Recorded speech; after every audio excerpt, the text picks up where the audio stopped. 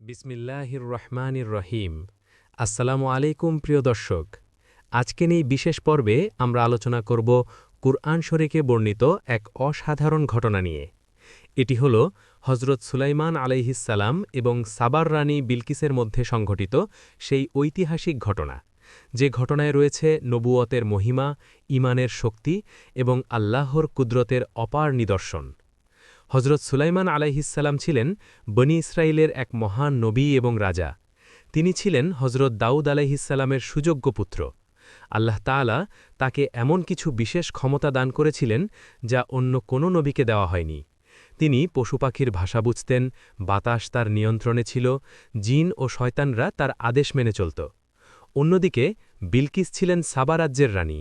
সাবা ছিল বর্তমান ইয়েমেনের একটি প্রাচীন ও সমৃদ্ধ সভ্যতা। এই রাজ্য ছিল অত্যন্ত উন্নত এবং ধনী, কিন্তু সেখানকার মানুষেরা আল্লাহর ইবাদত করত না, বরং তারা সূর্যের পূজা করত। দ্বিতীয় অংশ, হুদহুদ পাখির আবিষ্কার। ঘটনাটি শুরু হয় যখন হজরত সুলাইমান আলাইহিসসালাম একদিন তার বিশাল সৈন্যবাহিনীর পরিদর্শন করছিলেন। তার সৈন্যবাহিনী ছিল অত্যন্ত বিশেষ। এতে শুধু মানুষই ছিল না, ছিল জিন, পাখি এবং বিভিন্ন প্রাণী। পরিদর্শনের সময় তিনি লক্ষ্য করলেন যে হুদহুদ নামের একটি পাখি অনুপস্থিত।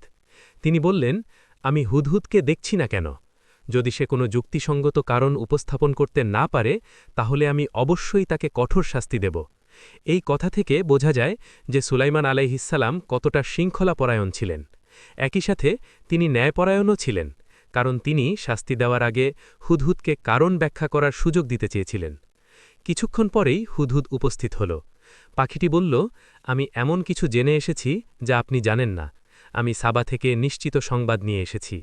আমি দেখেছি সেখানে এক নারী তাদের উপর রাজত্ব করছে।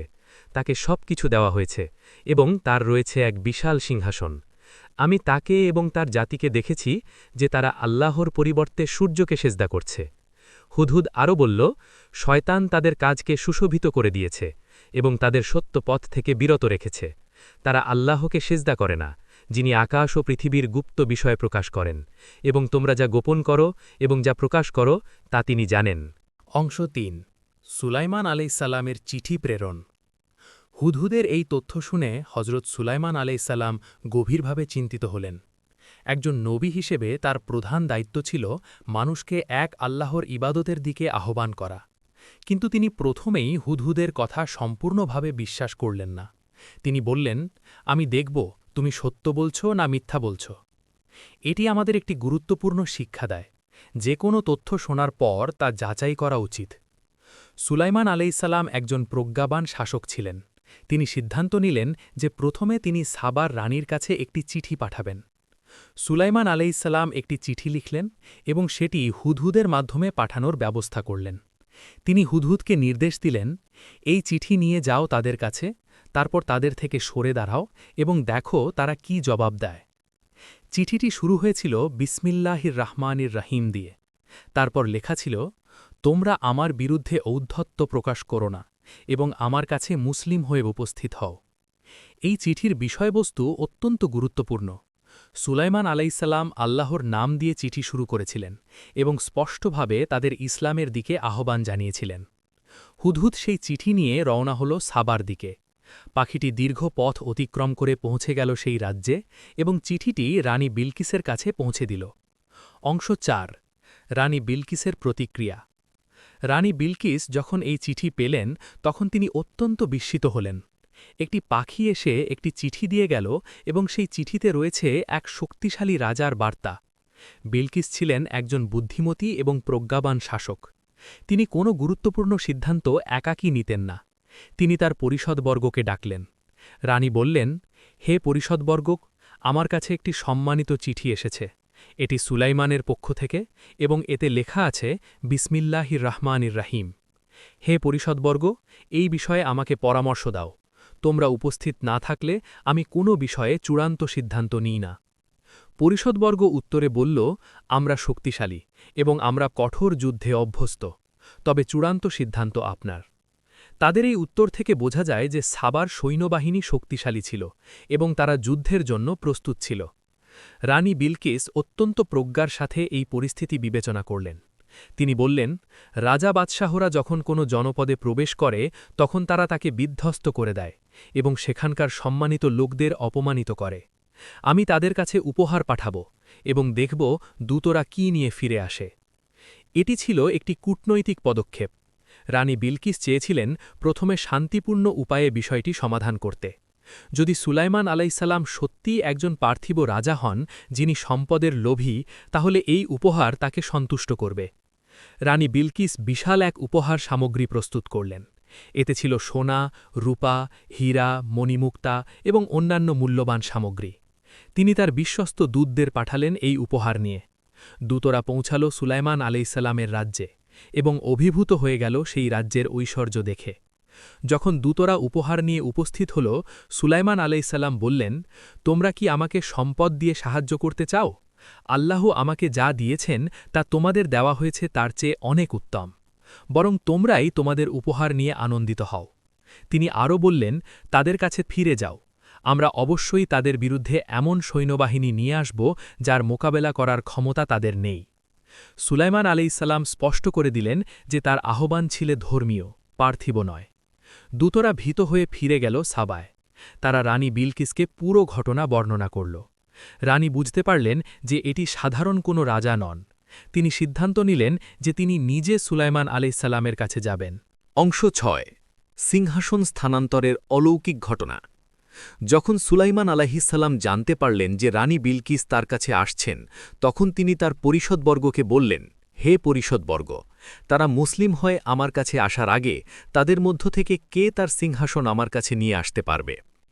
একজন শক্তিশালী জিন এগিয়ে এসে বলল, আপনি আপনার স্থান থেকে ওঠার আগেই আমি সেটি আপনার কাছে নিয়ে আসতে পারব।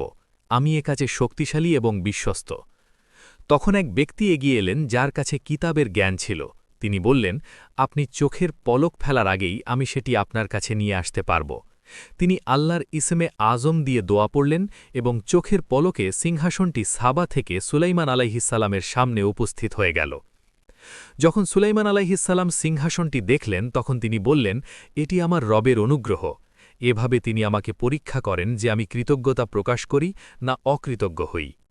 যে ব্যক্তি কৃতজ্ঞতা প্রকাশ করে সে নিজের কল্যাণের জন্যই করে। তারপর সুলাইমান আলাইহিসসালাম নির্দেশ দিলেন সিংহাসনের আকৃতি কিছুটা পরিবর্তন করে দিতে। তিনি চাইছিলেন পরীক্ষা করতে যে রানী বিলকিস তার নিজের সিংহাসন চিনতে পারেন কিনা। অংশ ৭ রানী বিলকিসের আগমন।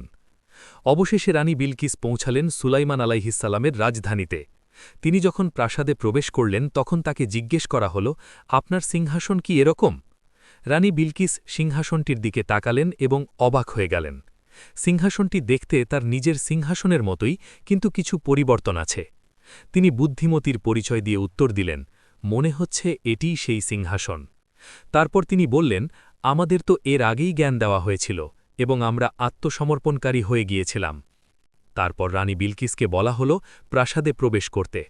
সুলাইমান আলাইহিসসালাম একটি বিশেষ প্রাসাদ তৈরি করেছিলেন, যার মেঝে ছিল স্বচ্ছ কাঁচের তৈরি আর তার নিচে ছিল পানি। যখন রানী বিলকিস প্রাসাদে প্রবেশ করলেন তখন তিনি মেঝেটিকে পানি ভেবে তার পোশাক কিছুটা উঁচু করে নিলেন। তখন সুলাইমান আলাইহিসসালাম বললেন, এটি তো স্বচ্ছ কাঁচ দিয়ে তৈরি একটি প্রাসাদ। এই ঘটনার মাধ্যমে তিনি বুঝাতে চেয়েছিলেন যে চোখে যা দেখা যায় তাই সত্য নয়। এটি ছিল একটি রূপক, যা দিয়ে তিনি বুঝাতে চেয়েছিলেন যে সূর্য আসলে আল্লাহর সৃষ্টি মাত্র, উপাসনার যোগ্য নয়। অংশ ৮ ইসলাম গ্রহণ। এইসব অলৌকিক ঘটনা এবং সুলাইমান আলাইহিসসালামের প্রজ্ঞা দেখে রানী বিলকিস সম্পূর্ণভাবে প্রভাবিত হলেন।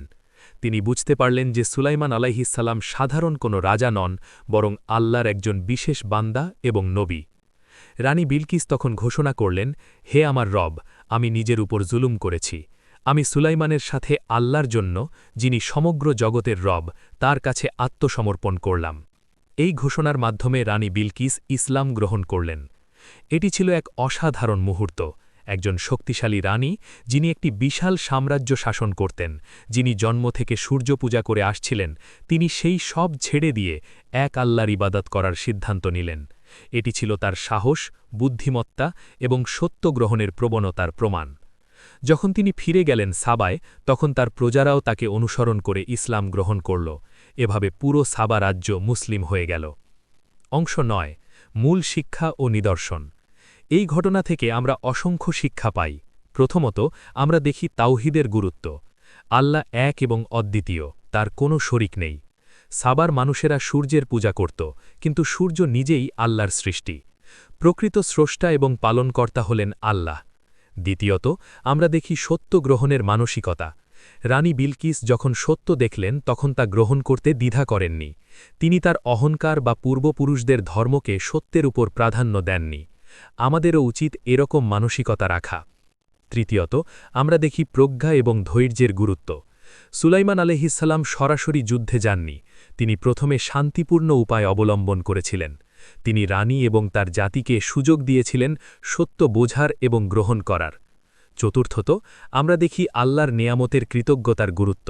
সুলাইমান আলাইহিসসালাম যখন কোনো বিশেষ ক্ষমতা পেতেন তখন সাথে সাথে আল্লাহর শুকরিয়া আদায় করতেন, তিনি কখনো অহংকারী হননি।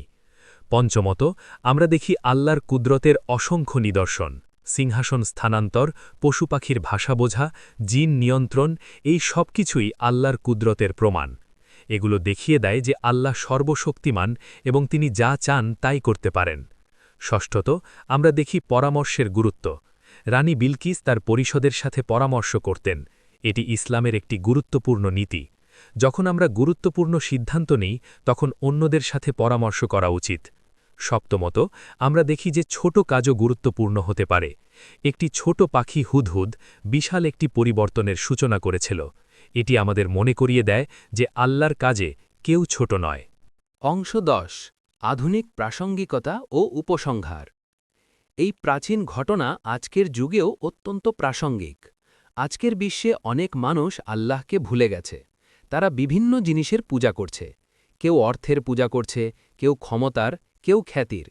এগুলো সবই আধুনিক যুগের মূর্তি। রানী বিলকিসের মতো আমাদেরও সত্য খোঁজা উচিত। আমাদের উচিত চিন্তা করা যে আমরা সঠিক পথে আছি কিনা।